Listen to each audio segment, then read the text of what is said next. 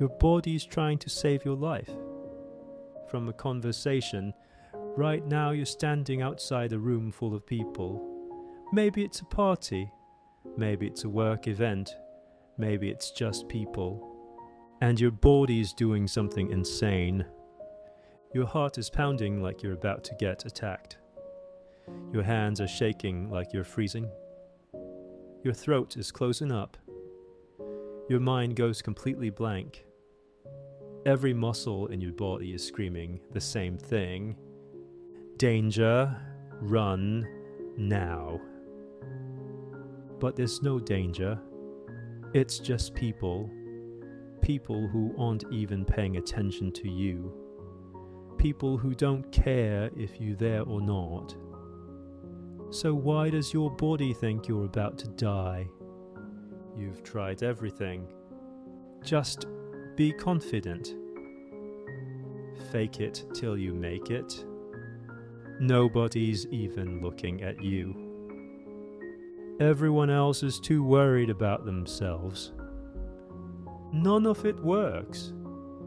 Because here's what nobody told you. You're not afraid of people. You're afraid of a ghost. A ghost from your past that your body thinks is still hunting you. A threat that no longer exists but your nervous system can't forget.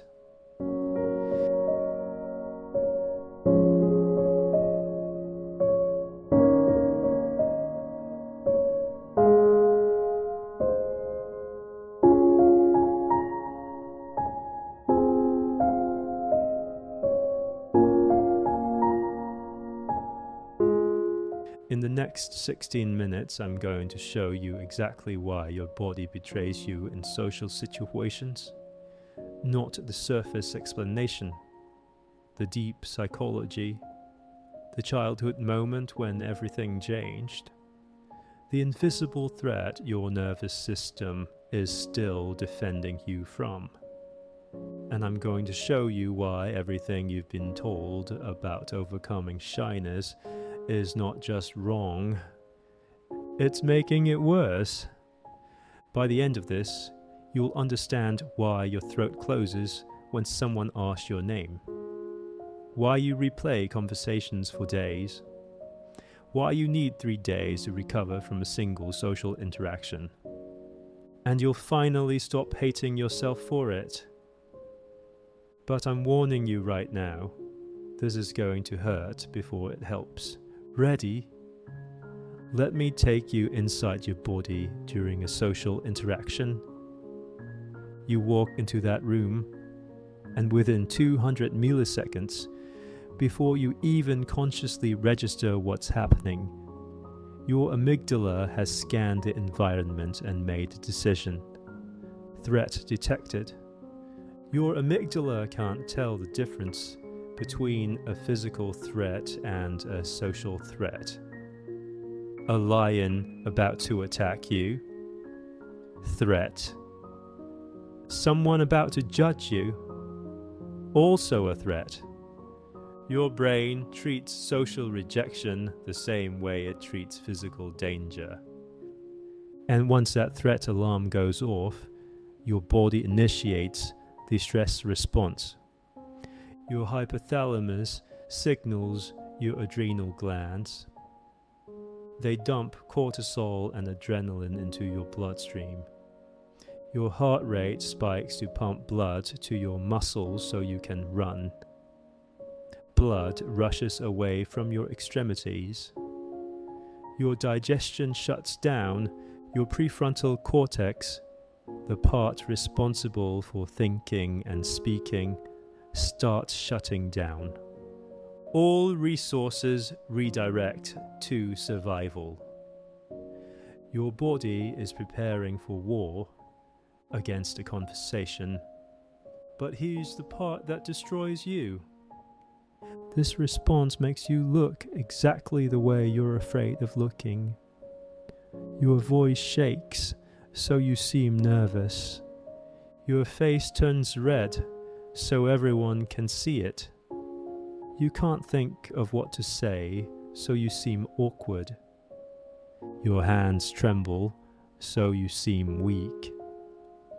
The thing you're trying to hide becomes impossible to hide because your body's screaming it. And then you get anxious about being anxious. You're nervous about looking nervous. You're afraid people will notice your fear of the fear itself. And now you're trapped in a loop that feeds itself. But here's the question nobody's asking. Why did your amygdala decide people are threats in the first place? Because not everyone's amygdala does this.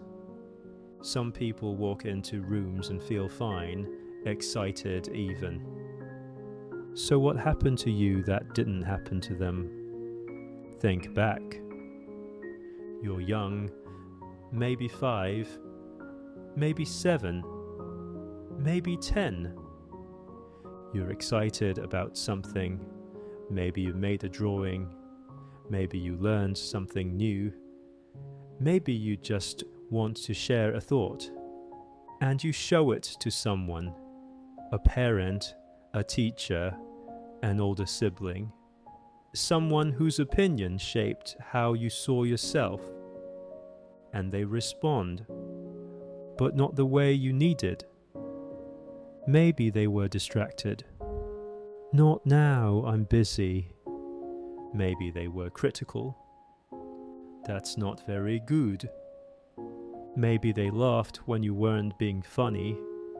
Maybe they said, "Why would you think that?" in a tone that made you feel stupid.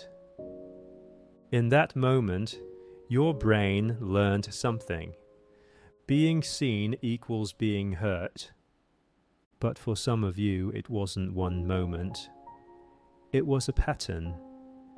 Maybe you had a parent who was unpredictable. Some days they were loving. Other days they were angry. You never knew which version you'd get. So you learned to read the room, to scan for danger, to gauge everyone's mood before you spoke, to make yourself smaller when the energy shifted. You became hypervigilant because you had to be. Or maybe you were bullied. Kids made fun of the way you talked, the way you looked, something you couldn't control. And you learned attention equals pain. So you started hiding, making yourself invisible, because invisible meant safe.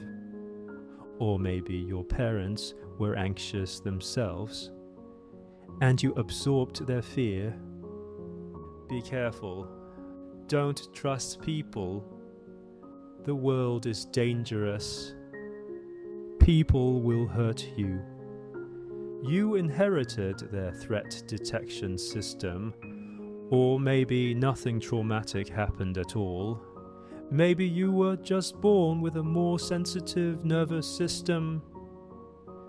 You're part of the 15 to 20% of people who process sensory and emotional information more deeply. For you, social situations aren't just awkward, they're overwhelming. Every face is data. Every tone is information. Every energy shift is something your brain has to process. While other people are just having a conversation, you're processing thousands of signals at once. But regardless of which path brought you here, the result is the same. Your amygdala learned that being visible is dangerous. And now, years later, even though the original threat is gone, even though you're safe, even though nobody is actually going to hurt you, your body doesn't believe it. Your nervous system is still back there, still protecting you from danger that no longer exists. You're not broken. You're stuck in time.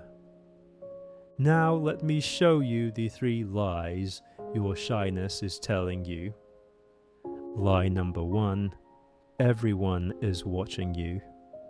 You walk into a room and it feels like every eye is on you, judging you, analyzing you. This is called the spotlight effect. The reality is nobody's paying that much attention to you. They're too busy worrying about themselves. You're not the center of their attention. You're barely on the radar. You could trip, spill your drink, say something awkward, and most people will forget it in 5 minutes. You're the only one who replays it for weeks. Lie number 2. You need to be perfect to be accepted. You believe that if you say the wrong thing, if you look nervous, if you're not interesting enough, people will reject you. So you monitor everything. But this self-monitoring makes you stiff, robotic, inauthentic. People don't connect with perfection. They connect with realness. Your imperfections are what make you human. Lie number 3. If you feel it, it must be true. Your body says danger and you believe it. But anxiety is a terrible narrator. Your feelings are real, but they're not reality. Your nervous system is giving you information from the past, pretending it's about the present. Your shyness is not the problem. Your shyness is a solution. It protected you when you were vulnerable. But solutions that work in childhood become prisons in adulthood. Your nervous system is still running an old program. Shyness is a shield, and shields are heavy. The question is, who would you be without it? You can't think your way out of shyness. You have to show your body that it's safe now. Stop fighting the fear. Start small. Separate feeling from fact. Befriend your nervous system. Find your one thing. You don't need to become fearless. You just need to stop being controlled by fear. You're not broken. You're not weak. You're someone whose body learned that people are dangerous, and now you're learning that they're not. One microscopic step at a time. Your shyness is part of your story, but it doesn't have to be the whole story.